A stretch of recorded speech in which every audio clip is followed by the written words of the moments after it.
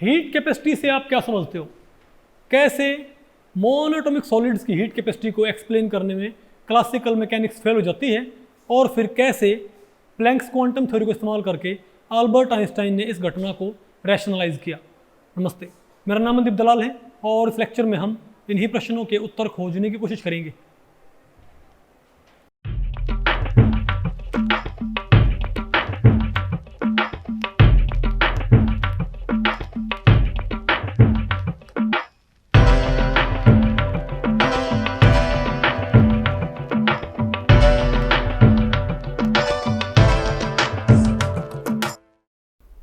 तो भाई आज हमें क्या पढ़ना है बताओ? Heat capacity of solids.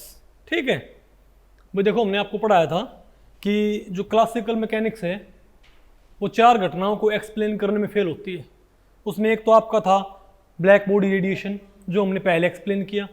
फिर था आपका फोटो इलेक्ट्रिक इफेक्ट, वो भी हमने एक्सप्लेन किया।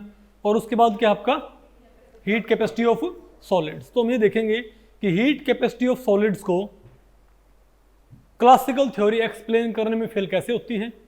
ठीक है भाई, पहले हम पढ़ेंगे कि हीट कैपेसिटी होती क्या है, और उसके बाद क्लासिकल मैकेनिक्स इसको एक्सप्लेन करने में कैसे फेल होती है, और कैसे फिर क्वांटम मैकेनिक्स इस घटना को अच्छे से रैशनलाइज कर सकती है। ओके, ये हमारा पूरा भाई मोटिव रहेगा। तो भाई इस टॉपिक को हमने टोटल 3 सेक्शंस में डिवाइड किया हुआ है। पहले हम क्या पढ़ेंगे?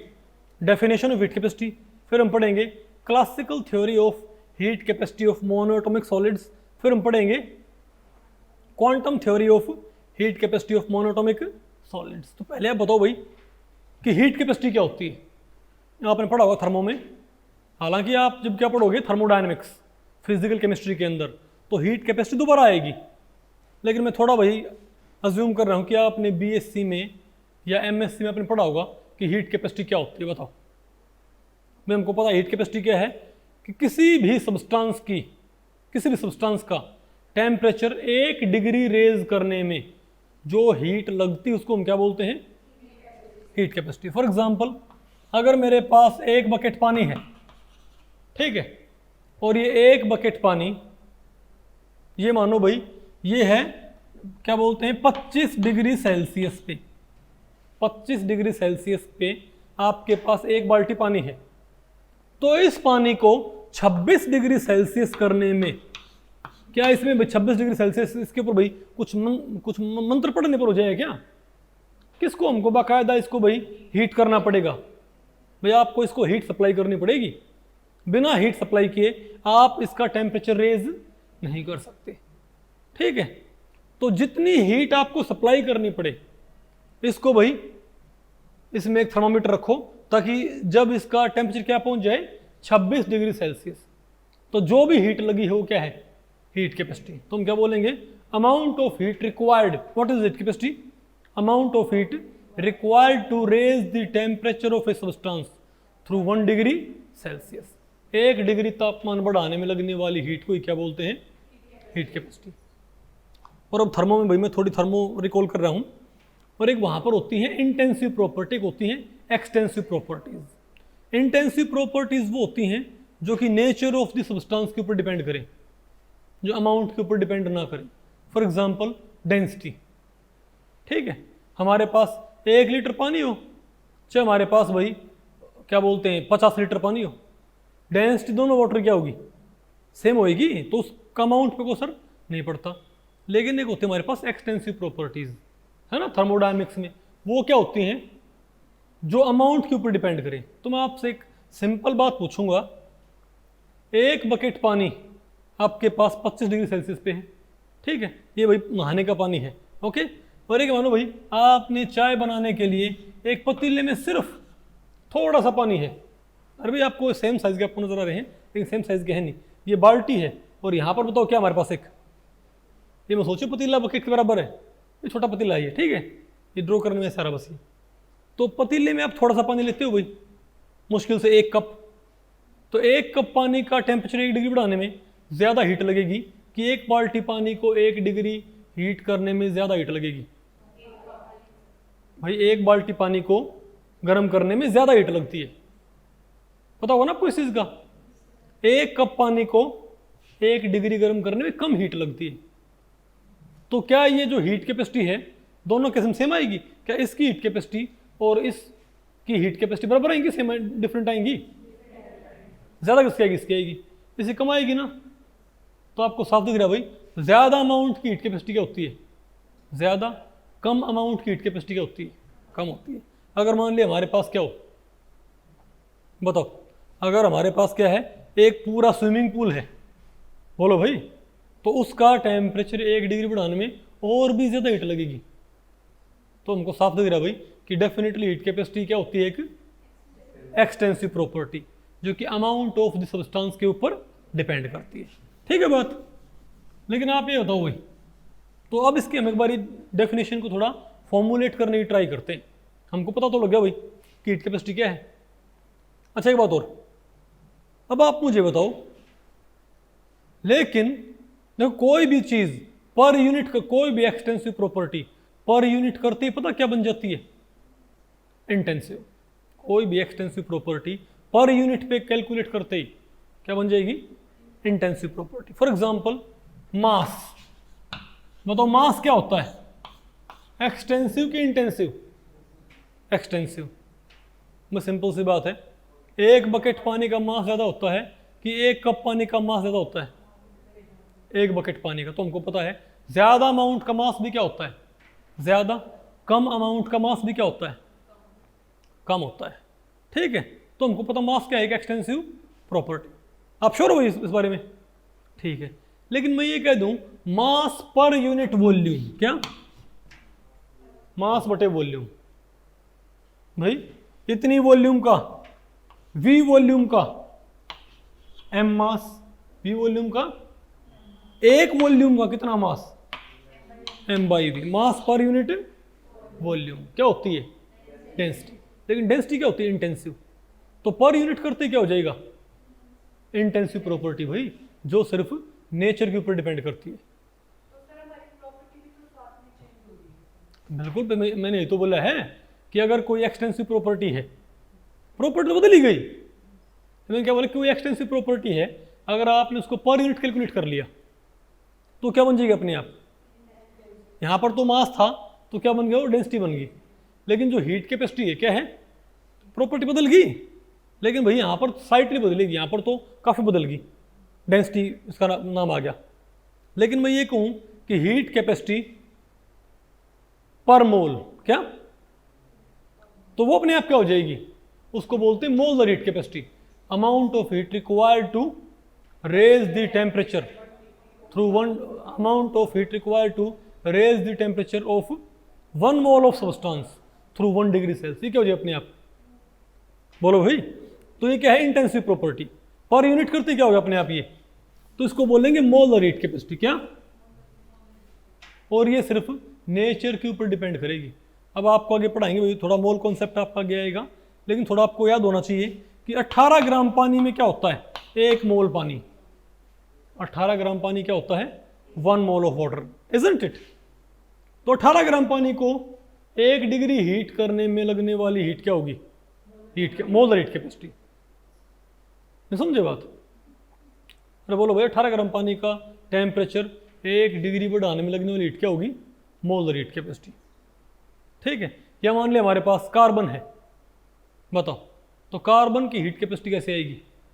बताओ, कार्बन की हमारे पास हीट कैपेसिटी क्या आएगी? 12 ग्राम कार्बन। 12 ग्राम कार्बन का टेम्परेचर 1 डिग्री बढ़ाने में लगने वाली हीट। या हमारे पास सोडियम मेटल है ना? तो दो भाई, तो 23 ग्राम, पता हो ना, 23 AMU क्या होता है इसका? Atomic mass.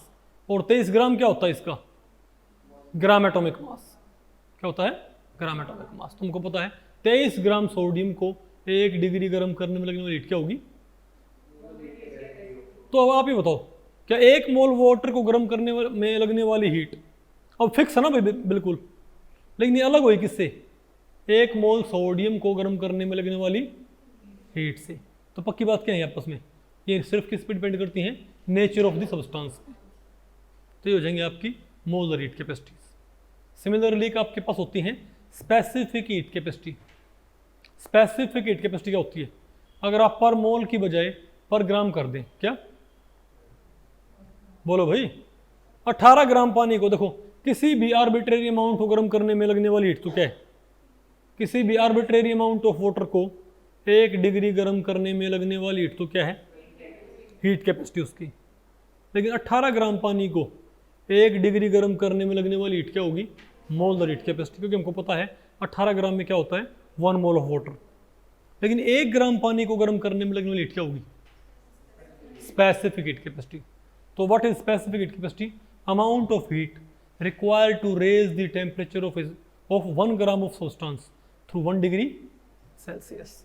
तो मेरे ख्याल से आपको पल्ले पड़ गया। तो स्पेसिफिक हीट कैपेसिटी भी और मोलर हीट कैपेसिटी भी, ये दोनों क्या होती हैं? Intensive properties. भाई स्पेसिफिक हीट कैपेसिटी और मोलर हीट कैपेसिटी, क्योंकि क्या है? एक तो पर मोल है और एक पर ग्राम है, तो दोनों ही क्या है? Intensive properties. लेकिन हीट कैपेसिटी क्या आपकी? Extensive property. ठीक है ना बात? तो आपको मेरे ख्याल से डेफिनेशन तो आपको मालूम पड़ेगी, ठीक है। लेकिन डेफिनेशन को आपने मैथमेटिकली फॉर्मुलेट करना पड़ेगा। आपने भाई इस डेफिनेशन को मैथमेटिकली फॉर्मुलेट करना पड़ेगा। अच्छा ये बताओ, अगर मान लिया हमारे पास 1 बकेट पानी है और ये है 25 डिग्री सेल्सियस पे, हमारे पास 1 बकेट पानी है 25 डिग्री सेल्सियस पे, ठीक है। मान लो हमारे पास ये कोई भी आर्बिट्रेरी अमाउंट ऑफ वाटर है, ठीक है बात। हमारे पास इस वेसल में कोई ये आर्बिट्रेरी अमाउंट ऑफ वाटर है, ओके। और आपने इसको भाई, अब ज़रूर थोड़ी है कि आप इसको 25 डिग्री सेल्सियस से गर्म करो। अच्छा, इसको 26 करने में जो एनर्जी हीट लगेगी वो तो क्या हो इसकी? हीट कैपेसिटी, ठीक है बात। लेकिन आपने इसको भाई 25 की भाई मतलब आप बताओ, मान लिया 25 डिग्री सेल्सियस पे आपके पास ये पानी है, आपने किसी को बोला कि इसका टेम्परेचर रेज कर दो, तो भाई इसका टेम्परेचर हो गया 26। जो हीट लगी है, सप्लाई हुई है, वो नोट कर लिया आपने, तो क्या हीट कैपेसिटी है। लेकिन ये मानो भाई कि जिसको आपने बोला ना कि इसके नीचे आग जलाओ और इसको हीट सप्लाई करो, उसने आपको तब बताया जब इसका टेम्परेचर हो लिया 30 डिग्री सेल्सियस। कितना? 30 डिग्री सेल्सियस। अब बताओ आप हीट कैपेसिटी कैसे निकालोगे? आपने देखा कि इसको 25 से 30 डिग्री सेल्सियस पहुंचाने में मान लिया हीट लगी 12,000 किलो जूल। इमेजिन कर लो भाई, क्या मैंने 12,000 जूल मान लो, आप क्या मान लो कि 12,000 जूल हीट लगी इसको 25 से 30 डिग्री सेल्सियस करने में। तो क्या 12,000 जूल इसकी हीट कैपेसिटी है? अब बेटा बताओ क्यों नहीं है? टेम्परेचर बढ़ गया इसका। ये तो भाई 5 डिग्री बढ़ाने में हीट लगी है, तो आप क्या बोलोगे? तो यहां से आप हीट कैपेसिटी को किस प्रकार फॉर्मुलेट कर सकते हो? आप कहोगे कि भाई 5 डिग्री सेल्सियस टेम्परेचर बढ़ाने में हीट कितनी लगती है? हीट कैपेसिटी बाय डेफिनेशन होती क्या है? Amount of heat required to raise the temperature through 1 degree Celsius. तो यहाँ पर कितना बढ़ गया टेम्परेचर? 5। तो आप क्या बोलोगे? 5 डिग्री सेल्सियस टेम्परेचर बढ़ाने में हीट लगी है 12,000 जूल। 1 डिग्री सेल्सियस टेम्परेचर बढ़ाने में हीट लगेगी 12,000 बटे 5। अब ये तो क्या है? क्या ये फॉर्मूला हीट कैपेसिटी का नहीं है क्या? तो क्या इस फॉर्मूले को, क्या इस एक्सप्रेशन को मैं ऐसे भी लिख सकता हूं क्या भाई कि 12,000 बटा 30 डिग्री माइनस 25 डिग्री। कोई दिक्कत आपको इससे हुई? मैं बोल दें कि 12,000 बाई 30 डिग्री माइनस 25, वही तो बात है, 5 ही तो है, isn't it? ठीक है। अब आप मुझे बताओ, अब ये तो क्या हीट सप्लाई, अब यहाँ से फॉर्मूला बनेगा। आप खुद कह रहे हो कि ये हीट कैपेसिटी क्या इसकी है। अब हीट कैपेसिटी का सिंबल होता है सी। हीट कैपेसिटी का सिंबल क्या होता है? सी होता है भाई। तो सी का एक्सप्रेशन यहाँ पर ही आ गया ना। लेकिन आप जनरल बात करो तो ऊपर क्या होती है? Heat supplied. तो ऊपर हीट को आप क्या लिख दो? क्यू। क्या लिख दो? क्यू लिख दो इसको, ठीक है। और डिवाइडेड बाई ये कितना है? T2 और ये कितना है? T1 नहीं आ गया आपको? तो C इज इक्वल टू क्या आ गया? तो किसी की भी हीट कैपेसिटी फॉर्मूला क्या बन गया? C is equal to Q by C is equal to, तो T2 माइनस T1 क्या होता है? Delta T, change in temperature, यानी heat supplied divided by change in temperature. यही क्या होता है हमारे पास? C is equal to Q by delta T। ये भाई फॉर्मूला आ गया हमारे पास किसका? हीट कैपेसिटी का जनरल एक्सप्रेशन आ गया। ठीक है, अब किसी सब्सटेंस की हीट कैपेसिटी, ध्यान रखियो भाई यही मोलर के लिए होगा फॉर्मूला। सिर्फ क्या हो जाएगा कि आपने अमाउंट क्या लेनी है? 1 मोल। क्या लेनी है आपने? 1 मोल। तो इस प्रकार हमारे पास फॉर्मूला तैयार होता है C is equal to Q by delta T। लेकिन कई बार क्या होता है, जब आप उसको हीट सप्लाई करते हो तो जो मटेरियल है जिसका आप टेम्परेचर रेज कर रहे हो वो एक्सपेंड हो सकता है। फॉर एग्जांपल मोनोटोमिक गैस में जो गैसेज हैं, जब उनको हम हीट सप्लाई करते हैं तो क्या वो एक्सपेंड भी हो सकती है साथ में, इजंट इट? और एक्सपेंड होते हुए कुछ काम कर सकती हैं, प्रेशर वॉल्यूम वर्क। तो फिलहाल मैं इसकी पूरी जो डिटेल्स उसमें नहीं जाऊँगा। ओके, अरे बोलो भाई, अब दो। अब जो हमारे पास क्या होता है? First law of thermodynamics. अब भाई हमारे पास क्या होता है? First law of thermodynamics. तो बताओ क्या होता है? क्यों क्या होता है? डेल्टा यू, बल्कि डेल्टा ई लिख लो, delta E plus P delta V, delta E by delta E plus P delta. इसका मतलब ये है जब आप किसी सिस्टम को हीट सप्लाई करते हो, ठीक है, ये होती है इंटरनल एनर्जी होती है क्या? हाँ, यू भी होता है। केमिस्ट्री वाले ई इस्तेमाल करते हैं, फिजिक्स वाले यू इस्तेमाल करते हैं। ई और यू एक ही सिंबल होता है, delta you plus P delta we. ठीक है, लेकिन फिर मतलब यू लिखे लिखे से फर्क क्या पड़ता है भाई? लेकिन फिर आपको यहाँ पर यू से फिर एनर्जी का साउंड नहीं आता ना, समझे बात? तो ये क्या इंटरनल एनर्जी, क्या है? P delta we. तो हमको पता है जब हम किसी चीज़ को हीट सप्लाई करते हैं तो वो हीट कहाँ इस्तेमाल होती है? या तो उसकी इंटरनल एनर्जी को बढ़ाने में, या फिर प्रेशर वॉल्यूम वर्क करने में। यानी मान लिया किसी गैस को, कोई गैस है किसी चैम्बर में, कोई गैस है, यहाँ पर एक पिस्टन है, आपने उस गैस को हीट सप्लाई कर दी मान लिया 100 यूनिट, तो 80 तो मान लिया कहाँ इस्तेमाल होगी? उसकी इंटरनल एनर्जी को बढ़ाने में। और ध्यान रखियो जो इंटरनल एनर्जी बढ़ती है उसी से क्या बढ़ता है? टेम्परेचर। आप आगे पढ़ोगे कि इंटरनल एनर्जी किसका फंक्शन होती है? टेम्परेचर का। लेकिन जो प्रेशर वॉल्यूम, जो बाकी 20 एनर्जी कहाँ गई? प्रेशर वॉल्यूम वर्क करने में, काम करने में। बात आपको पहले पड़ी भाई, ये बात तो हमारे पर लागू होती है। जितना हम यहाँ पर हीट की बजाय हम क्या भाई, हम खाना खाते हैं, इजंट इट? भाई हीट की फॉर्म में है तो एनर्जी ही। अगर मैं डेली भाई मेरी बॉडी कैलोरीज बर्न करती है, मान लिया 3000 कैलविन, तो सॉरी 3000 कैलोरी भाई बर्न करती है, और मैं कैलोरी खाऊं भाई कितनी? 5000। समझे बात भाई? मान लिया 5000 कैलोरी भाई हम खाएं, हम हमारी कैलोरी इनटेक क्या मान लिया 5000, और कैलोरी बर्निंग कितना है? 3000। तो एक तरह से वर्क कितना किया हमने? 3000। तो 2000 कहाँ इस्तेमाल हो जाएगा अपने आप? हमारी इंटरनल एनर्जी पता होगा ना आपको भाई, ठीक है, हमारा बॉडी वेट बढ़ जाएगा। तो मतलब ये थर्मोडायनेमिक्स यहाँ पर भी काम करती है। बात आपको पहले पड़ी, ठीक है।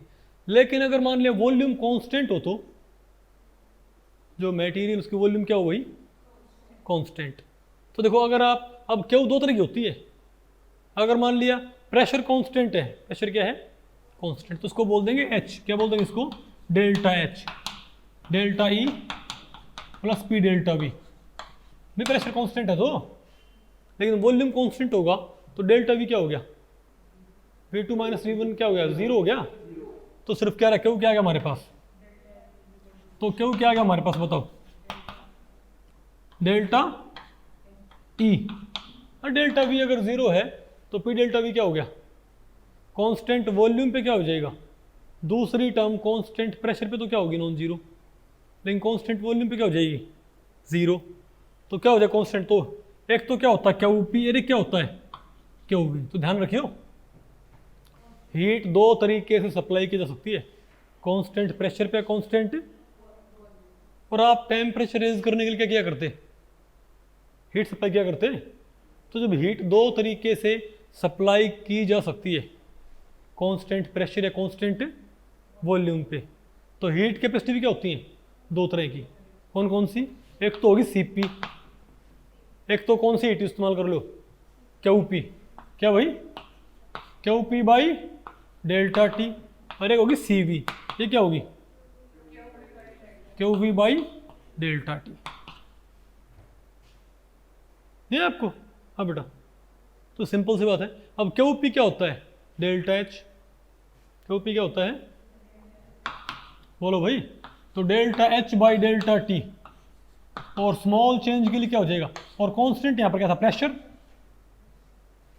और ये क्या हो जाता है भाई, क्यूवी क्या होता है, डेल्टा ई, तो क्या है हमारे पास ये delta E by delta T, qv की वैल्यू पुट करी हो, डेल्टा ही होता होगा, लेकिन यहाँ पर आपने प्रेशर क्या रखा है, कांस्टेंट, तो क्या आ गया, सॉरी वॉल्यूम यहाँ पर क्या थी, कांस्टेंट। तो आपने पढ़ा होगा थर्मोडायनेमिक्स में, जब ब्रैकेट लगा के नीचे नहीं यहाँ पर क्या बनाते हैं, एक सबस्क्रिप्ट, उसका मतलब क्या, ये पैरामीटर क्या है, कांस्टेंट। तो एक होगी C P, delta H by delta T at constant P, और मैं बात करूँ भाई डेरिवेटिव की टर्म में, तो अपने आप क्या होगा, ये D H by D T, क्या क्या मेरे पास ये D H by D T, पता होगा ना आपको, ये क्या हो गया, D by D T, D by D T at constant V. तो हमारे पास किसका एक्सप्रेशन आ गया बताओ, सी वी का एक्सप्रेशन। और आपको आगे आपको पढ़ाएंगे थर्मो में कि जो क्यू पी होती है, सॉरी सी पी होती क्या होती है, ज़्यादा होती है किससे, सी वी से, वो बाद की बात आपको बताएंगे ऐसा क्यों होता है। सी पी ज़्यादा होती है किससे, सी वी से, उसकी वजह क्या होती है, क्योंकि भाई जब आप हीट सप्लाई करते हो तो सारी हीट टेम्परेचर रेज करने में खर्च ना होती कांस्टेंट प्रेशर पे, क्यों, कुछ हीट कहाँ कंज्यूम होगी, वर्क डन में, नहीं बात आपको पहले पड़ी भाई। सीपी आपको पता है मोनोटोमिक गैस के लिए सीपी ज़्यादा होगी ना किससे, सीवी से, क्यों, क्योंकि यहाँ पर तो क्या है क्यूपी, और यहाँ पर क्या है क्यूवी। टेम्परेचर रेज सिर्फ कौन करता है, इंटरनल एनर्जी में इंक्रीमेंट क्या करता है, टेम्परेचर रेज करता है। तो यहाँ पर आपने जितनी हीट सप्लाई करोगे आप, वो सारी कहाँ इस्तेमाल हो रही है, इंटरनल एनर्जी रेज करने में, यानी सारी के सारी टेम्परेचर रेज करने में खर्च हो रही है। तो ज़्यादा क्या बढ़ेगा, टेम्परेचर, यानी 1 डिग्री टेम्परेचर बढ़ाने के लिए यहाँ पर कम हीट चाहिएगी, नहीं बात आपको पहले पड़ी। लेकिन यहाँ पर जो आप हीट सप्लाई करोगे वो पार्शियली कहाँ खर्च हो रही है, प्रेशर वॉल्यूम वर्क में, नहीं समझे बात भाई। आप यहाँ पर जो हीट सप्लाई कर रहे हो वो पार्शियली कहाँ खर्च होएगी, प्रेशर वॉल्यूम वर्क में खर्च होएगी। तो मान लो आप ये मान लो कोई इसकी 100 यूनिट हीट से 1 डिग्री बढ़ता टेम्परेचर, आप ये मान लो कि अगर इंटरनल एनर्जी क्या बढ़ जाए 100 यूनिट, तो 1 डिग्री क्या बढ़ जाएगा टेम्परेचर। तो यहाँ पर तो 100 यूनिट सप्लाई करते ही 100 यूनिट क्या बढ़ जाएगी, इंटरनल एनर्जी, और टेम्परेचर बढ़ जाएगा 1 डिग्री। लेकिन यहाँ पर 100 डिग्री सप्लाई करने पर इंटरनल एनर्जी कितनी बढ़ेगी, सिर्फ मान लिया 80, 20 तो कहाँ खर्च होगी भाई, नहीं बात आपको पहले पड़ी। तो यहाँ पर 1 डिग्री टेम्परेचर नहीं बढ़ेगा ना, तो 1 डिग्री बढ़ाने के लिए आपको यहाँ पर अप्रोक्सीमेट कितना सप्लाई करना पड़ेगा, 120, कितना, ताकि 20 यहाँ खर्च भी हो जाए, तब भी 100 तो क्या कहाँ इस्तेमाल हो जाए, डेल्टा ई को बढ़ाने में। इसीलिए क्या होता है, heat capacity at constant pressure क्या होती है, ज़्यादा होती हैं, है ना, 5/2 3/2 होती हैं, और डिफरेंस क्या था, आर। याद है कुछ आपको, खैर छोड़ो भाई, ये बात की बात है, आपको पढ़ाएंगे क्या बोलते हैं उसमें, थर्मोडायनेमिक्स में। लेकिन जस्ट मैं ये कह रहा हूँ कि हमारे पास हीट कैपेसिटी के फॉर्मूले आ गए, क्योंकि दो तरह की क्या होती है क्यू, एक तो क्यू पी और एक क्यू वी। तो क्यू पी की वैल्यू पुट करने पर क्या आएगा, सी पी, और क्यू वी की वैल्यू पुट करने पर क्या आएगा, सी वी। अब हमारे काम का मोनोएटॉमिक सॉलिड्स में ये है, क्यों, क्योंकि आपको पता है जो सॉलिड्स हैं वो टेम्परेचर सप्लाई करने पर, सॉरी हीट सप्लाई करने पर उनकी वॉल्यूम में इंक्रीमेंट क्या होता है, ऑलमोस्ट 0। क्या होता है, तो ये कांस्टेंट प्रेशर हुए, कांस्टेंट वॉल्यूम हुए, कांस्टेंट, तो उनकी वॉल्यूम क्या रहती है, कांस्टेंट। तो आपको साफ दिख रहा है भाई कि मोनोएटॉमिक सॉलिड्स के लिए, क्योंकि हीट सप्लाई करने पर वॉल्यूम नहीं बढ़ती, गैस की तो बढ़ती है वॉल्यूम, लेकिन सॉलिड की वॉल्यूम क्या रहती है, फिक्स रहती होगी। तो किस तरह की हीट कैपेसिटी हमारे लिए कारगर है यहाँ पर, सीपी की सीवी, सीवी। हमको भाई ये फॉर्मूला हमको यूज करना है, तो ऐसे हमने इसको फॉर्मुलेट भी कर लिया। जनरल फॉर्मूला क्या होता है हीट कैपेसिटी का, क्यू बाई डेल्टा टी। अब क्यू कौन सा यूज करना है आपने यहाँ पर, क्यू वी, क्योंकि हीट सप्लाई करने पर वॉल्यूम क्या रहती है, कांस्टेंट। तो Q V by delta T. अब क्यू वी क्या होता है, डेल्टा ई, इजंट इट, यानी डी बाई डी टी। ये यानी अगर मुझे हीट कैपेसिटी निकालनी है किसी भी सिस्टम की, तो मुझे क्या करना है, बताओ क्या करना है भाई, इंटरनल एनर्जी का derivative with respect to temperature करना है। ये बात आपको पहले पड़ी भाई, यानी आपने क्या करना है, बताओ डिफरेंशिएशन ऑफ, तो हमारे पास CV क्या आएगी, बताओ क्या आएगी, DE by DT at constant, ये तो आगे हमारे पास है। तो क्लासिकली हो चाहे क्वांटम मैकेनिकली हो, हीट कैपेसिटी कैसे निकलती है, डिफरेंशिएट करो इंटरनल एनर्जी को विद रिस्पेक्ट टू टेम्परेचर, आपके पास इजीली क्या आ जाएगा, हीट कैपेसिटी, इजंट इट। पक्की बात है ना भाई।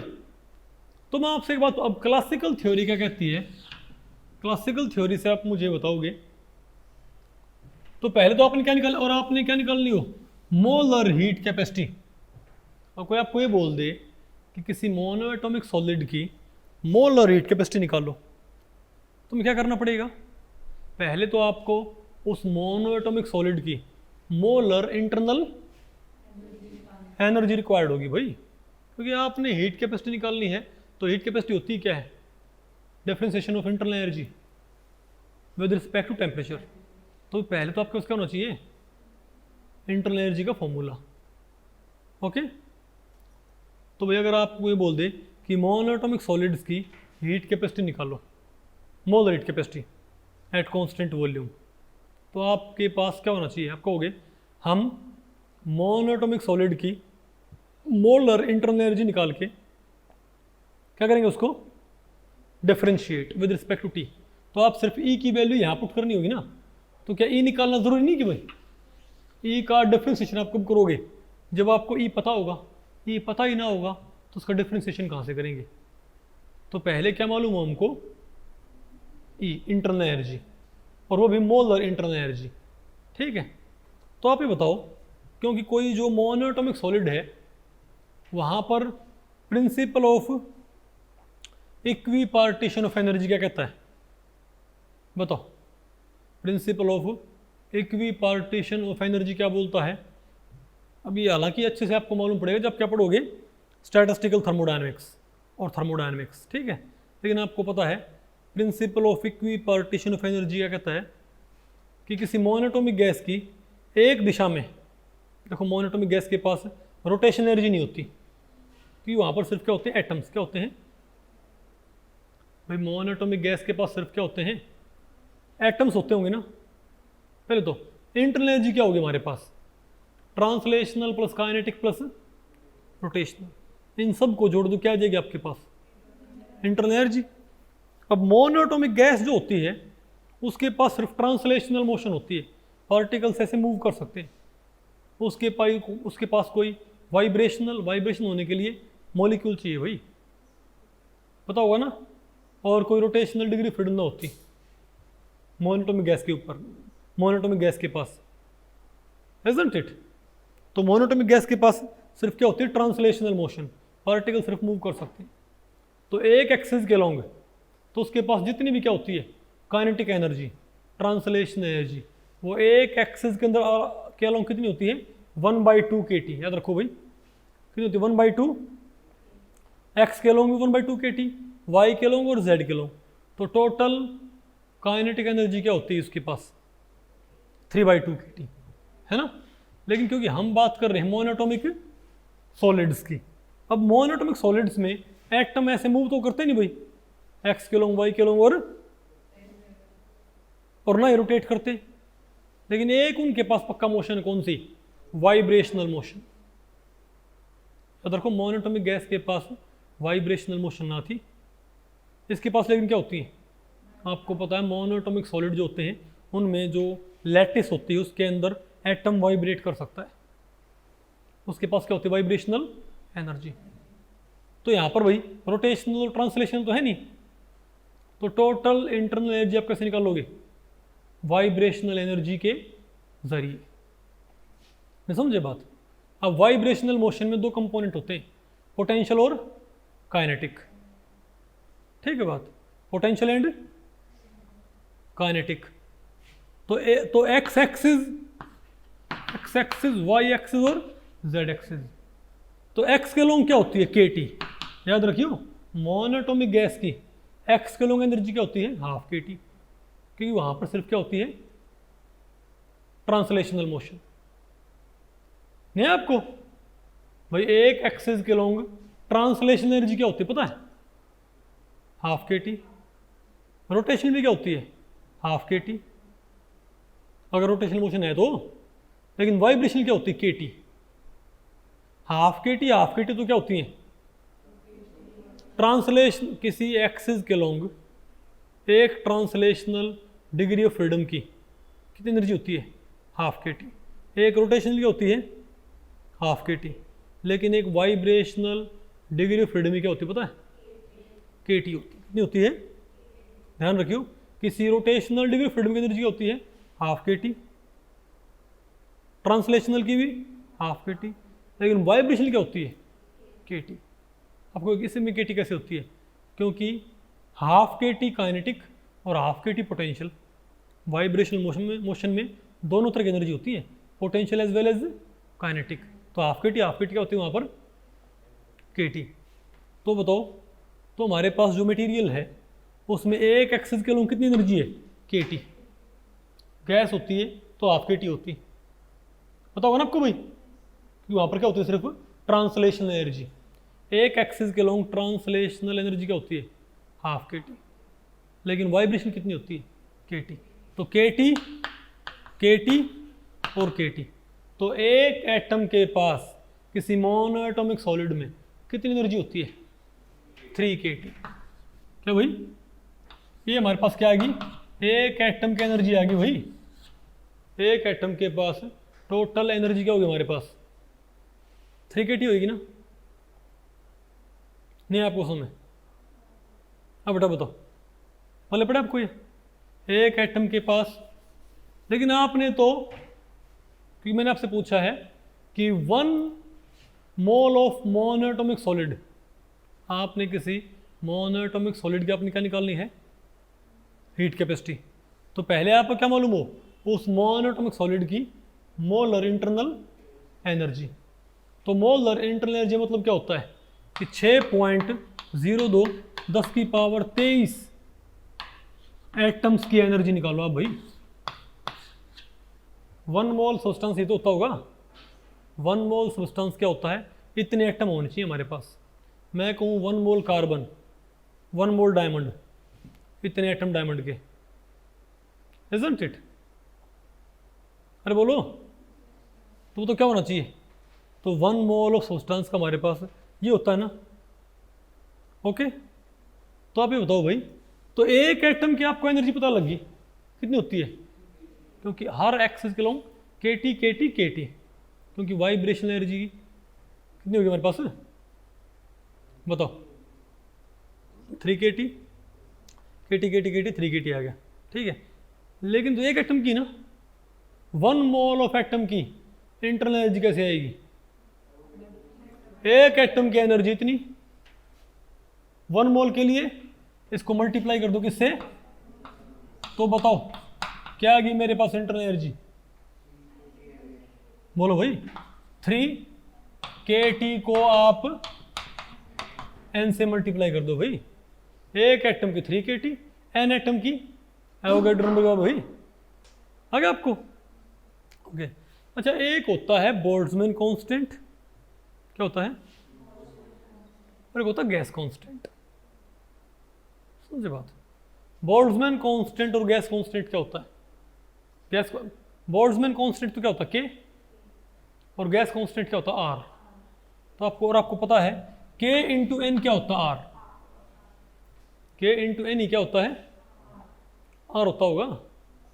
तो बताओ, तो मोलर इंटरनल एनर्जी क्या है मेरे पास, किसी मोनोएटॉमिक सॉलिड की मोलर इंटरनल एनर्जी क्या होती है मेरे पास 3RT। कितनी होती है? 3RT। आगे बस आगे ना भाई। तो हम क्या बोलेंगे, किसी मोनोएटॉमिक सॉलिड की मोलर इंटरनल एनर्जी होती है 3RT। ओके, तो थोड़ा आपको भाई डिफरेंशिएशन आपको पता हो, उसमें क्या होता है, अगर मैं कहता हूँ y is equal to X की 3 हो और यहाँ पर 5 हो, 5x की 3 हो, तो कॉन्स्टेंट को नहीं छेड़ते हुए यहाँ पर। तो dy बाई dx पता क्या होता है, ये 5 तो ऐसे ही रखो और जो पावर होती है ना उसको आगे ले आओ, इंटू 3 और x की 1 घटा दो, इसको 5 दिया 15x की 2 होता है, इसका क्या है ये डिफरेंशिएशन। समझ गए बात? तो बताओ, तो अब आपने हीट कैपेसिटी कैसे निकालनी है, अब ये आपको पता लग गया। तो CV क्या आ गया हमारे पास, तो D 3RT का क्या करना आपने डेरिवेटिव। तो 3RT का डेरिवेटिव बताओ क्या होगा, बोलो भाई 3RT का डेरिवेटिव क्या बताओ भाई। तो बहुत सिंपल है, तो DE बाई dt क्या आएगा बताओ। तो ये क्या था 3RT था, 3RT तो T की पावर 1 होती है, पावर आगे ले आओ, ले आए 1, कांस्टेंट ऐसे रखो 3R और पावर 1 घटा दो, T1 माइनस 1 0। तो क्या है मेरे पास भैया 1 इंटू 3R इंटू 1 3R। तो मेरे पास क्या आएगी इसकी हीट कैपेसिटी 3R। तो बताओ भाई CV क्या है मेरे पास मोनोएटॉमिक सॉलिड्स की 3R। क्या इसमें टेम्परेचर है कि नहीं है? तो इसको बोलते हैं भाई डुलोंग-पिटेट्स लॉ। नाम तो आपने सुना होगा इसका, पता होगा ना आपने इसको। तो ये क्या कहता भाई, ये तो ये कहता है कि सभी मोनोएटॉमिक सॉलिड्स की हीट कैपेसिटी क्या होनी चाहिए 3R। और क्योंकि इंटरनल एनर्जी के एक्सप्रेशन में तो क्या है टेम्परेचर है, लेकिन क्योंकि हीट कैपेसिटी के टेम्परेचर में बताओ टेम्परेचर नहीं है, हीट कैपेसिटी के एक्सप्रेशन में टेम्परेचर है ही नहीं। इसका मतलब heat capacity of monoatomic solids is independent of temperature. अब इसका फिजिकल इंटरप्रिटेशन क्या है? इसका फिजिकल इंटरप्रिटेशन ये है, ये कहता है कि आप किसी मोनोएटॉमिक सॉलिड को 5 डिग्री सेल्सियस से 6 करो तब भी हीट क्या लगेगी 3R। चलो बात करता हूँ केल्विन में, किसमें भाई? ये कहता है, ये लोग क्या कहता है कि आप किसी मोनोएटॉमिक सॉलिड को 500 केल्विन से 501 करोगे ना तब भी कितनी हीट लगनी चाहिए 3R। और 800 केल्विन से 801 करो, कोई हमारे पास मोनोएटॉमिक सॉलिड 800 केल्विन पे है, तो कहता है उसको 801 करने में 3R हीट लगेगी। ओके, और अगर हमारे पास क्या बताओ कोई 200 केल्विन पे, उसको 201 करने में क्या होगी 3R। कोई हमारे पास 10 केल्विन पे है, उसको 11 केल्विन करने में क्या लगेगी 3R। ये कहता है कि उसका इनिशियल टेम्परेचर कुछ भी हो। इसका मतलब क्या हो भाई, क्योंकि जब हीट कैपेसिटी के फॉर्मूले में टेम्परेचर है ही नहीं, अर्थात कि हमारे पास मोनोएटॉमिक सॉलिड जो है उसका इनिशियल टेम्परेचर कुछ भी हो, उसका टेम्परेचर 1 डिग्री बढ़ाने में कितनी हीट लगनी चाहिए 3R। तब बात आपको पहले पड़ी भाई, यानी कि 8 से 9 करने में क्या होगा 3R, और 800 से 801 करने में क्या होगा 3R, 1200 से 1201 करने में क्या होगा 3R। लेकिन एक्सपेरिमेंटली ये पाएगा, तो ये बोलती है कि सभी मोनोएटॉमिक सॉलिड्स की हीट कैपेसिटी क्या होनी चाहिए 3R। तो अगर मैं यहाँ पर भाई, अब यहाँ पर क्या मान लिया टेम्परेचर, और ये क्या 1R ये क्या है 2R और ये क्या है 3R। तो कैसा ग्राफ एक्सपेक्टेड है कि सभी मोनोटॉमिक सॉलिड्स की हीट कैपेसिटी क्या होनी चाहिए 3R। अरे भाई क्या होनी चाहिए कांस्टेंट। ओके, जैसे आपके पास डायमंड है, ग्रेफाइट है, सोडियम है, ओके बोलो भाई एल्यूमिनियम है, ये सब क्या मोनोटॉमिक सॉलिड्स। ओके, लेकिन ये पाया गया कि डायमंड की हीट कैपेसिटी 3R होती है, बिल्कुल होती है, लेकिन सिर्फ बहुत हाई टेम्परेचर पर। और जैसे जैसे हम क्या करते हैं टेम्परेचर कम करते हैं ना, तो इसकी हीट कैपेसिटी घटती घटती क्या होगी 0। इसका मतलब क्या हुआ, मान लिया फर्ज करो, मुझे पता नहीं एग्जैक्ट क्या है वैल्यू, मान लिया कितना है 800, कितना है 800 केल्विन, ये कितना है 0 केल्विन। इसका मतलब क्या है कि 800 से 801 करने में तो क्या लगती है 3R, लेकिन 100 से 101 करने में क्या लगती है थोड़ी हीट, 3R से बहुत कम हीट लगती है। एक्चुअल में ये पाया गया। इसके अकॉर्डिंग तो भाई उस ऑब्जेक्ट का, उस बॉडी का इनिशियल टेम्परेचर कुछ भी हो, उसको 1 डिग्री हीट करने में हमेशा क्या लगनी चाहिए 3R हीट लगनी चाहिए भाई। लेकिन एक्सपेरिमेंटली क्या पाया कि हाँ, अगर उसका टेम्परेचर, अगर बॉडी का इनिशियल टेम्परेचर क्या काफ़ी हाई है, तब तो उसको 1 डिग्री हीट करने में फर्दर 3R हीट लगती है। लेकिन उसका टेम्परेचर इनिशियल अगर काफ़ी कम है, तो उसको 1 डिग्री हीट करने में 3R से कम हीट लगती भाई। अरे हीट कैपेसिटी ये क्या है, ये CV नहीं, मैं तुमको पहले पढ़ी। मतलब अगर हमारे पास ग्रेफाइट है, बस क्या भाई, तो एक तो ग्रेफाइट यहाँ रखा है 800 केल्विन पे, एक ग्रेफाइट का टुकड़ा यहाँ रखा है, यह है 100 केल्विन पे।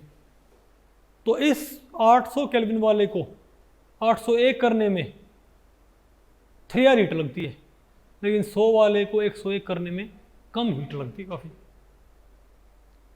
लेकिन क्लासिकल मैकेनिक्स ने क्या क्या, क्या भाई क्या किया प्रिडिक्ट कि इनकी हीट कैपेसिटी क्या होनी चाहिए सबकी कांस्टेंट। भाई ये तो कहती थी कि 100 केल्विन को भी 101 केल्विन करने में क्या लगनी चाहिए सेम हीट, 3R लगनी चाहिए भाई, लेकिन लगी नहीं। और छोड़ो भाई, और ये वैल्यू रिक्वायर्ड जो नहीं है ये घटती जाएगी, यानी 100 वाले को 101 करने में कम हीट लगती है, लेकिन 50 वाले को 51 करने में और भी कम हीट लगेगी, 10 वाले को 11 करने में और भी कम हीट लगती है। मतलब ये जो हीट कैपेसिटी है ये कांस्टेंट नहीं, ये क्या है लगातार घटती जा रही है भाई विद टेम्परेचर। तो हाई टेम्परेचर पे तो क्या है क्लासिकल प्रिडिक्शंस को ये फॉलो करती है, लेकिन लो टेम्परेचर पर ये क्लासिकल प्रिडिक्शन को फॉलो नहीं करती। ये भाई क्या एक तरह से इसकी लिमिटेशन है कि नहीं है, बताओ भाई। तो क्या ये लिमिटेशन है कि नहीं है, अरे बोलो भाई पक्का, गुड। तो ये घटना भी भाई दुनिया से एक्सप्लेन नहीं हुई कि ये पॉसिबल कैसे है।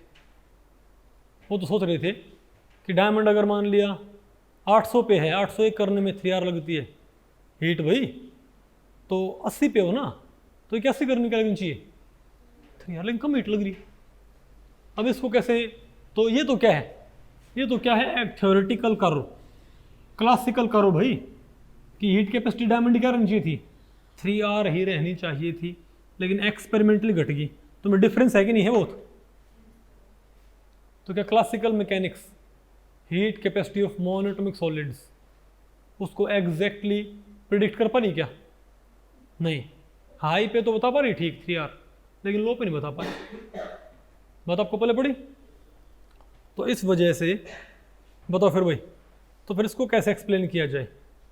तो इसको पता है फिर भाई, देखो यहाँ पर आपको नजर आ रहा होगा, देखो ऑलमोस्ट सभी की, देखो ये कर्व किसका बताओ, सिल्वर का, कॉपर का, सिलिकॉन का, कार्बन का, डायमंड है, ठीक है बात।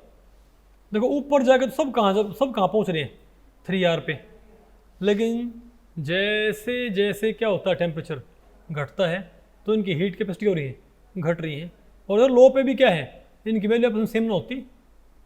बताओ इस पर्टिकुलर टेम्परेचर पर सिल्वर की हीट कैपेसिटी क्या है, ज़्यादा, कॉपर ही कम, सिलिकॉन ही कम, कार्बन की और भी कम, इजंट इट? ओके। तो फिर भाई 1907 में, आपको पता होना चाहिए भाई, 1907 में अल्बर्ट आइंस्टाइन ने, आपको पता है प्लैंक्स क्वांटम थ्योरी का इस्तेमाल करते हुए अल्बर्ट आइंस्टाइन ने फोटो इलेक्ट्रिक इफेक्ट को तो एक्सप्लेन किया ही था। उनके दिमाग में आया कि ये हीट कैपेसिटी का एक्सप्लेन नहीं हो पा रही है, तो क्यों ना इसको भी हम कैसे एक्सप्लेन कर दें, प्लैंक्स की क्वांटम थ्योरी से, कि एनर्जी का एब्जॉर्प्शन या एमिशन कैसे होता है, डिसकॉन्टिन्यूसली। और उन्होंने क्या मान लिया कि जो मोनोएटॉमिक सॉलिड में जो क्या है क्वांटम ऑसिलेटर्स, वो कोई भी एनर्जी नहीं रख सकते। वो कितनी एनर्जी रखेंगे, उनकी ऑसिलेशन फ्रीक्वेंसी के आधार पर एनर्जी रखेंगे। अगर उनकी फ्रीक्वेंसी क्या ऑसिलेशन की न्यू, तो या तो 1 h न्यू या 2 h न्यू या 3, नहीं मतलब आपको पहले पड़ी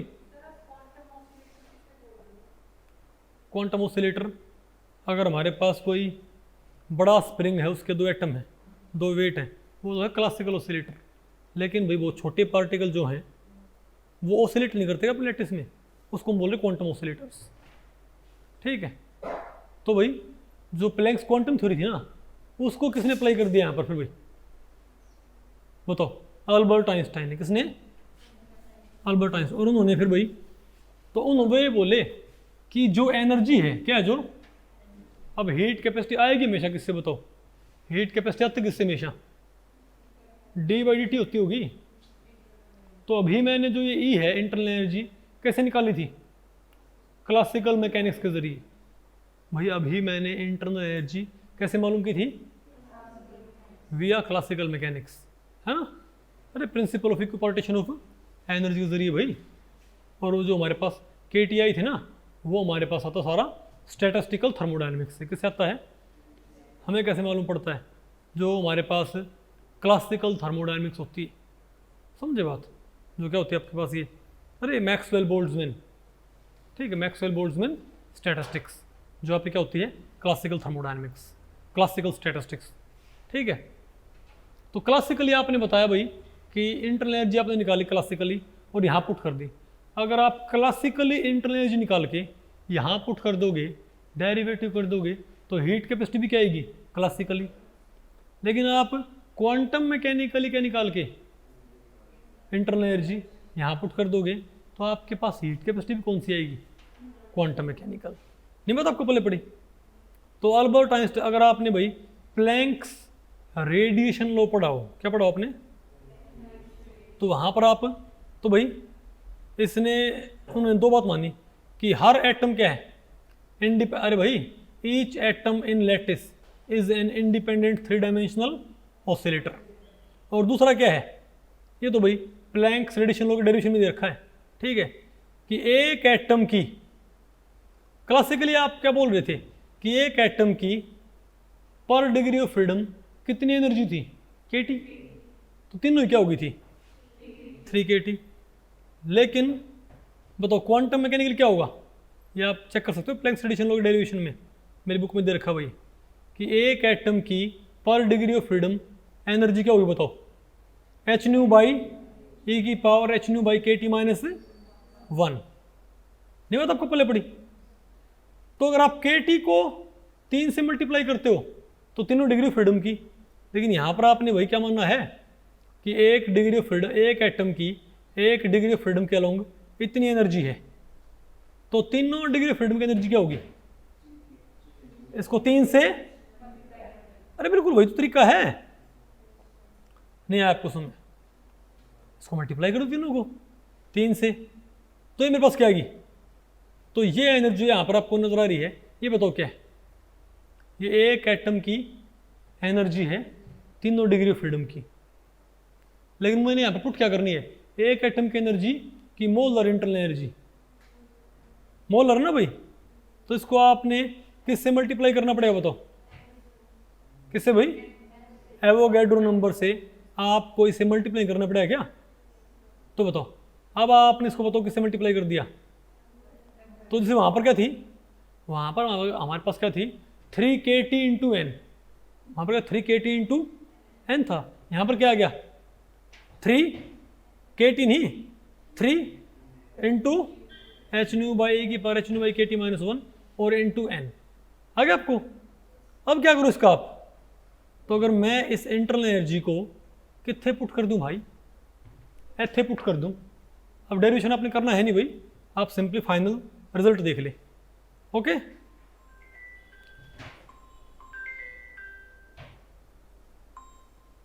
तो आप ये बताओ भाई, बताते नहीं तो आप ये बताओ भाई, तो क्या करो आप फिर आप, तो आप इस इंटरनल एनर्जी को, ये क्या हमारे पास, ये तो 3, अरे भाई 3 kT इंटू एन तो क्या था, 3 kT इंटू एन तो क्या था क्लासिकल मोलर इंटरनल एनर्जी, और 3 एच न्यू बाई ए की पावर एच न्यू बाई के टी माइनस 1 इंटू एन क्या है quantum mechanically molar internal energy. तो इसको आप डिफ्रेंशिएट करो विद रिस्पेक्ट टू टेम्परेचर। बोलो भाई, तो मेरे पास ये आया है इसका डेरिवेटिव, तो क्या ये एक इसका फॉर्म, वहाँ पर क्या था 3R, वहाँ पर क्या था 3R आया था ना, तो यहाँ पर मेरे पास क्या आया, तो डेरिवेटिव होता ही क्या है, बोलो भाई डेरिवेटिव क्या होता है, तो क्या गया मेरे आपके पास, अरे भाई इसको पुट कर दिया आपने, तो इसका डेरिवेटिव क्या गया मेरे पास बताओ, ये हीट कैपेसिटी फॉर्मूला नहीं आ गया मेरे पास, ये किसका फॉर्मूला गया मेरे पास, हीट कैपेसिटी का। आप मुझे बताओ अगर टेम्परेचर बहुत ही लो हो, दो कंडीशन भाई, टेम्परेचर का बहुत, अब बताओ लो टेम्परेचर पर एक्सपेरिमेंटल हीट कैपेसिटी क्या हो जाती है, ये तो क्या है क्लासिकल कर्व और ये क्या है थ्योरेटिकल कर्व। तो थ्योरेटिकली बहुत लो टेम्परेचर पर हीट कैपेसिटी बहुत लो होती है ना, और जीरो पे तो क्या हो गई थी जीरो। तो आप देखो भाई, ध्यान देखो भाई, जो क्लासिकल एक्सप्रेशन आया था हमारे पास हीट कैपेसिटी का, वो तो क्या था टेम्परेचर के इंडिपेंडेंट, लेकिन जो हमारे पास क्या है क्वांटम मैकेनिकल एक्सप्रेशन, इसके एक्सप्रेशन में बाकायदा टेम्परेचर है। तो जब टी बहुत कम पुट कर दोगे तो ये जो के टी होगा क्या, जब आप भाई टी आप बहुत ही कम पुट कर दोगे तो क्या हो जाएगा, बोलो भाई, जब आपने टी बहुत कम पुट कर दिया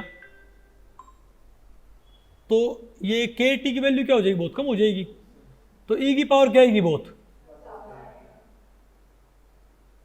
अरे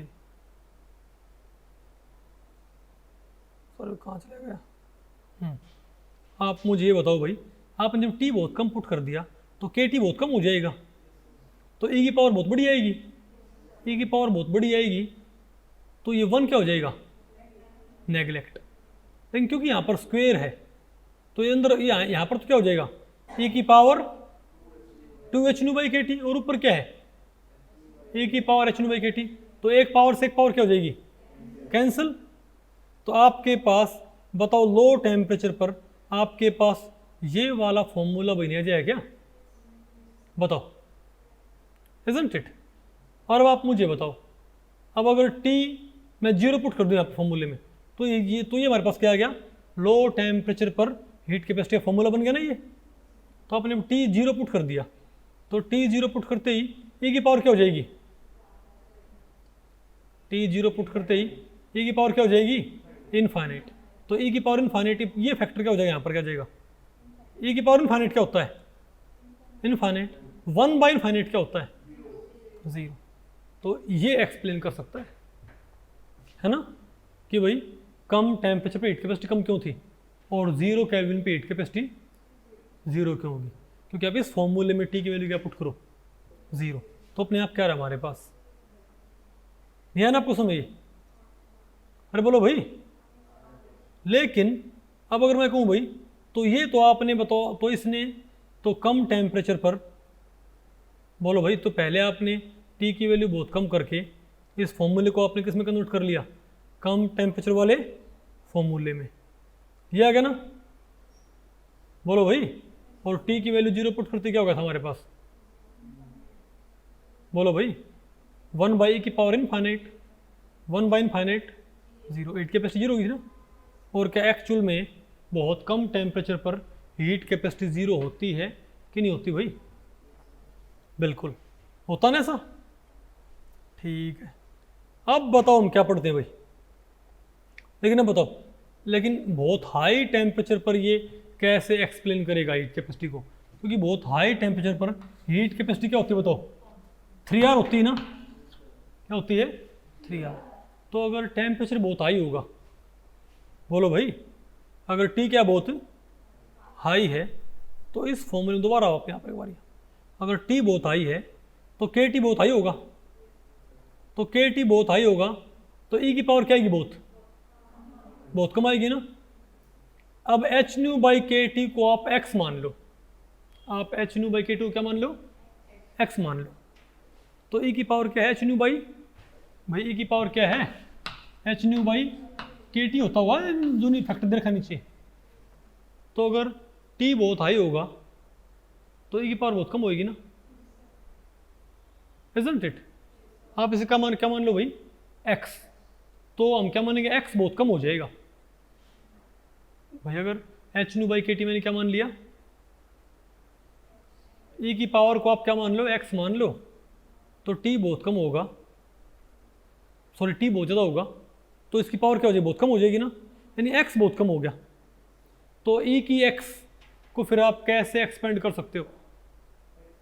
ई की एक्स को हम कैसे एक्सपेंड कर सकते हैं?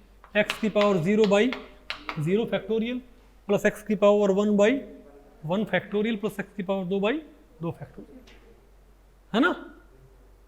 अब हायर टर्म्स को क्या करो? नेग्लेक्ट, और एक्स क्या पुट कर दो? एच न्यू बाई के टी। नहीं बात आपको पहले पड़ी भैया? आप इसको ई की एक्स के तौर पे, टी बहुत हाई होगा तो एच न्यू बाई के टी बहुत कम होगा। बहुत हाई टी पे एच न्यू बाई के टी क्या होगा? कम होएगा ना। अब एच न्यू बाई के टी क्या मान के? एक्स। ई की एक्स को क्या कर लो? एक्सपेंड।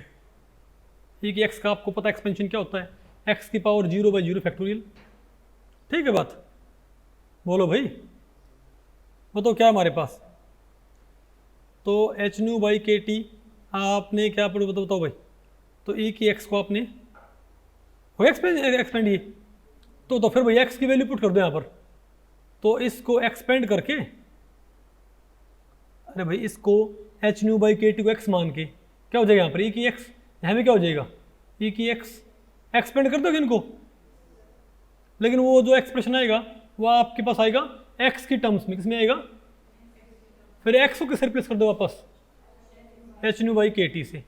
तो पता आपके पास क्या मिलेगा आपको? फाइनली आपको ये मिलेगा, हाई टेम्परेचर पर इस तरह की शक्ल का आपको फाइनल क्या मिल जाएगा? Expression 3Nk into this. अब आपने खुद बोला था कि भाई बहुत हाई टेम्परेचर पर ई की पावर एच न्यू बाई के टी, बोलो भाई। अब आपने खुद बोला था कि टेम्परेचर बहुत हाई है, तो एच न्यू बाई के टी क्या है? बहुत कम है ना। तो स्क्वायर करने पर कोई नंबर बढ़ता है घटता है? पक्का बढ़ता है। 1/2 मल्टीप्लाई करियो, हम सोचते हैं स्क्वायर करने पर नंबर क्या होता है? हमेशा बढ़ता है। क्यूब करने बढ़ता ना भाई, वो डिपेंड करता है बेस क्या है। समझे बात? आप 2 की पावर 2, 2 की पावर 3, 2 की पावर 4, यहाँ पर बेस 2 है ना, पावर बढ़ रही है, वैल्यू क्या आएगी? 4, 8, 16। तो अगर बेस 1 से बड़ा हो ना तो बढ़ती पावर वैल्यू बढ़ाती है, घटती पावर वैल्यू, अगर बेस 1 से बड़ा है तो ज़्यादा पावर से क्या आएगी? बड़ी वैल्यू। कम पावर से आएगी कम वैल्यू। ठीक है ना बात? लेकिन बेस 1 हो तो 1 की पावर 2 1, 1 की पावर 8 1, 1 की पावर लाख 1। बेस 1 हो ना तो पावर घटने बढ़ने से वैल्यू सेम रहती भाई, नहीं बदलती। और बेस 1 से कम हो तो पावर बढ़ने से वैल्यू घटती है और घटने से बढ़ती है। 0.5 का स्क्वायर ज़्यादा होगा, 0.5 का स्क्वायर ज़्यादा होगा कि 0.5 का क्यूब ज़्यादा होगा? बताओ। स्क्वायर ज़्यादा होगा भाई, क्योंकि यहाँ पर बढ़ती पावर क्या करती? वैल्यू घटाएगी। 1/2 इंटू 1/2 इंटू 1/2 1/8 हो जाएगा। तो हमको पता है अगर बेस 1 से बड़ा है तो बढ़ती पावर वैल्यू बढ़ाती है, घटती पावर वैल्यू घटाती है। बेस 1 है तो बढ़ती घटती पावर कुछ ना करती। बेस 1 से कम है तो बढ़ती पावर वैल्यू घटाती है और घटती पावर वैल्यू बढ़ाती है, इजंट इट? तो आप खुद कह रहे हो कि एच न्यू बाई के टी तो बहुत कम है।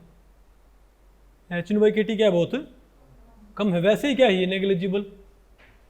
ऊपर से आपने स्क्वायर और क्यूब और कर दिए तो वो और भी क्या हो जाएगा, इजंट इट? भाई 0.1 का क्यूब, 0.1 का क्यूब क्या क्या होगा? 0.001 और घट गया भाई, छोटे नंबर का क्यूब और कम हो जाता है। तो एच न्यू बाई के टी ऑलरेडी कम है तो उसके क्यूब और, अरे बोलो भाई, उनको हम क्या कर सकते हैं? Simply neglect. नहीं है क्या आपको भाई? बताओ।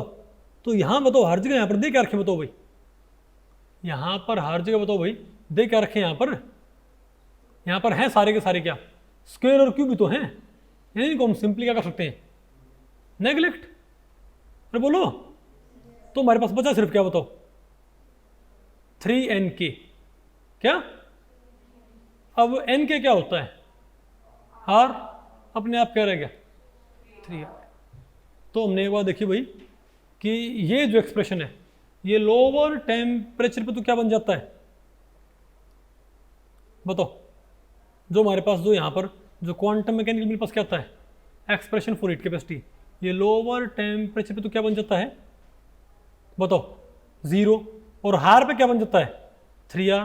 और उनके बीच में अगर आप इसके अंदर टेम्परेचर की वैल्यू पुट करोगे ना तो 0 पे तो क्या है? पॉइंट।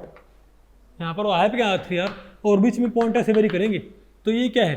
Experimental curve. और यही क्या है? Theoretical curve given by heat capacity, sorry given by quantum theory. समझे बात? तो इस तरीके से भाई क्लासिकल थ्योरी फेल हो जाती है किसको एक्सप्लेन करने में? Heat capacity of monoatomic solids. लेकिन इसको फिर किसने एक्सप्लेन किया? क्वांटम थ्योरी ने। लेकिन पंगा वही है, अल्बर्ट आइंस्टाइन ने इसको किसके जरिए एक्सप्लेन किया है? क्या मान के? कि एनर्जी का एब्जॉर्प्शन एमिशन कैसा होता है? डिसकंटिन्यूअस। और ये मानते ही फिर क्या मानना पड़ता है? कि लाइट क्या है? पार्टिकल। क्योंकि प्लैंक्स क्वांटम थ्योरी बेस्ड भाई बात आपको पहले पड़ी। तो इस तरीके से भाई क्लासिकल थ्योरी तो इसको एक्सप्लेन कर सकती, लेकिन क्वांटम थ्योरी इसको एक्सप्लेन कर सकती है। अब इसके ऊपर आप एक आध क्वेश्चन करें। द एवरेज एनर्जी, क्या? The average energy of an atomic oscillator per degree of freedom as per Planck's theory. बताओ एक एटम की एनर्जी पर डिग्री ऑफ फ्रीडम कितनी होगी? एवरेज एनर्जी बताओ क्या होगी? एच न्यू बाई के टी तो नहीं होगी, हमको पता, के टी तो गलत है। के टी क्या क्लासिकल था? पंच का नहीं है बेटा आपको। एच ये भी नहीं है। कौन सा था भाई? हमने कौन सा यूज किया था? B, isn't it? और बताओ अब सेकंड क्वेश्चन क्या है? Which of the following statement about the heat capacity of monoatomic solids is false. बताओ में से कौन सा कथन असत्य है? बताओ। पहली स्टेटमेंट क्या है? Heat capacity of monoatomic solids proves the wave nature of light. भाई ये गलत है। भाई क्या एक्सप्लेन करती है? Particle nature. चलो और भी चेक करते हैं कहीं और एक आध स्टेटमेंट और भी गलत हो। Classical and quantum mechanical prediction of heat capacity, बोलो भाई, मैच एट हाई टेम्परेचर। बिल्कुल ठीक भाई, हाई टेम्परेचर पर क्लासिकल भी क्या देती है? 3r। और क्वांटम मैकेनिकल भी क्या प्रोवाइड कर रही है? 3r। वेरी गुड, ठीक है। बताओ सी गलत है कि ठीक है? Heat capacity of monoatomic solids proves the particle nature of light. बिल्कुल सही है। Heat capacity of monoatomic solids becomes 0 at absolute 0। ठीक है ना ये? ओके, तो मेरे ख्याल से आपको पल्ले पड़ गया भाई ये। तो भाई इस लेक्चर में इतना ही। अगर इस लेक्चर के बारे में आपके कुछ प्रश्न या सुझाव हैं तो आप मुझे नीचे कमेंट सेक्शन में पूछ सकते हैं, मैं उनके उत्तर देने की पूरी कोशिश करूँगा। तो ठीक है, मिलते हैं अगले लेक्चर में, तब तक के लिए नमस्ते।